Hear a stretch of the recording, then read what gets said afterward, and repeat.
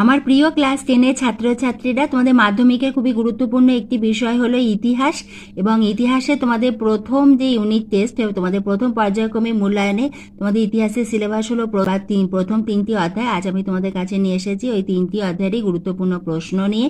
তোমাদের প্রথম অধ্যায় হলো ইতিহাসের ধারণা। এসো আমরা প্রথমে প্রথম অধ্যায় গুরুত্বপূর্ণ প্রশ্নগুলি দেখে নিই। প্রথম প্রশ্ন, ইতিহাসে বিষয়বস্তু কি? নিম্নবর্গীয় ইতিহাস বলতে কি বোঝো? প্রাচীন ভারতের কয়েকটি খেলার নাম লেখো।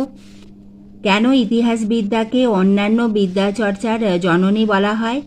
চিন্তাবিদ ভিকো কী ধরনের ইতিহাস চর্চায় বিশ্বাসী ছিলেন? খেলার ইতিহাস গুরুত্বপূর্ণ কেন? ইতিহাসে পোশাকের গুরুত্ব কোথায়? চিত্র ইতিহাসের উপাদান হিসাবে গুরুত্বপূর্ণ কেন? ভারতীয় চিত্র ও চীনা চিত্রের মধ্যে পার্থক্য কোথায়? কে কবে ক্যামেরা আবিষ্কার করেন এবং রঙিন ছবি কবে শুরু হয়? স্থাপত্যের ইতিহাসের ওপর লেখা দুটি প্রস্থের নাম লেখো। কোন সময়কে কে কেন বঙ্গদর্শনের যুগ বলেছেন? সামাজিক ইতিহাস কি? ইতিহাসের উপাদান রূপে সংবাদপত্রের গুরুত্ব কি? আঞ্চলিক ইতিহাস চর্চা গুরুত্বপূর্ণ কেন? সরকারি নথিপত্র বলতে কি বোঝায়? পরিবেশে ইতিহাসের গুরুত্ব কি? স্মৃতিকথা অথবা আত্মজীবনীকে কিভাবে আধুনিক ভারতে ইতিহাস চর্চার উপাদান রূপে ব্যবহার করা হয়? উদের দেশপ্যাচের গুরুত্ব কি? দিকু কাদের বলা হয়? ইতিহাসে বিষয়বস্তু কি? হিন্দু কলেজ কবে প্রতিষ্ঠিত হয়? এর উদ্যোক্তা কারা ছিলেন? আমাদের ইতিহাসের দ্বিতীয় অধ্যায় হলো সংস্কার, বৈশিষ্ট্য ও পর্যালোচনা। এই যে অধ্যায় রয়েছে সেখান থেকে তোমরা নবজাগরণ খুব ভালোভাবে পড়ো। উদের দেশপ্যাচ এর সঙ্গে তোমরা পড়বে টিকা হিসাবে তোমাদের নীল দর্পণ, বিদ্যাসাগর, মাইকেল মধুসূদন দত্ত, এগুলো তোমাদের খুব ভালোভাবে পড়তে হবে। আমাদের ইতিহাসের তৃতীয় অধ্যায় প্রতিরোধ ও বিদ্রোহ, বৈশিষ্ট্য ও বিশ্লেষণ। আমরা তৃতীয় অধ্যায়ে গুরুত্বপূর্ণ প্রশ্নগুলি দেখে নিই। প্রতিটি প্রশ্নমান 2 মার্কসের প্রশ্ন দেখো।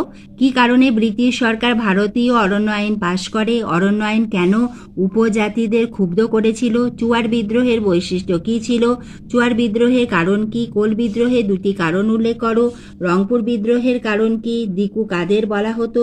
সাঁওতাল বিদ্রোহের দুটি কারণ লেখো। দ্বিতীয় চুয়ার বিদ্রোহ কোন কোন অঞ্চলে ছড়িয়ে পড়েছিল? কুন্তকর্তী প্রথা কি? ওয়াহাবি কথার অর্থ কি? কার নাম অনুসারে ওয়াহাবি আন্দোলন হয়? নীল বিদ্রোহ বাংলার কোন কোন অঞ্চলে ছড়িয়ে পড়েছিল?